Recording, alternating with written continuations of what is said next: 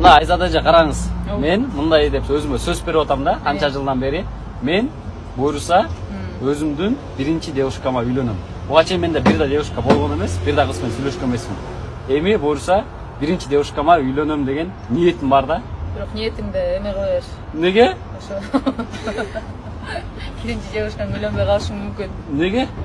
Менде ошондой буюрса план бар да. Буга чейин эч кимге сүйлөшкөн эмесмин да. Да? Чын?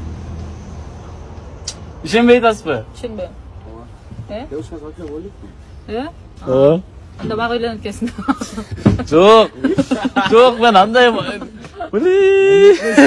Жок, бул намек эмес. Бул деген балким сизге окшош сестренкаларыңыз бардыр. Бар, ооба. Да? Бар. Окшошпу сизге? Ооба. Точно? Менден да сугу. Точно? Ооба. Номерин бериңиз аны. Камера жок мен.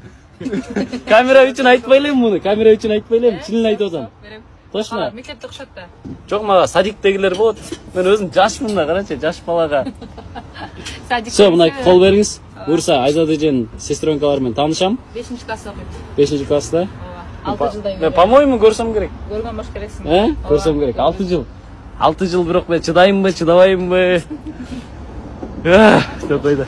Мынакей Айзат эже мага кофе алып берип атат. Билбейм неге кофе алып берип атат. Айзат эже мага, короче, кофе алып берип атат. Еще чоңунан, еще капучино дейби? Ошондойунан еще. Сен да капучино ичесиң?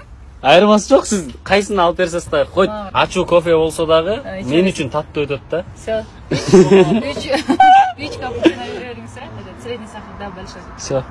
Азыр биз кофе ичебиз. Кофе ичесиңби деп сурады, мен ичем дедим. Жогай деген жокмун мен. Отказ кылбайм мен. Азыр кыздар балдарга кофе алып берет да. Да? Ооба.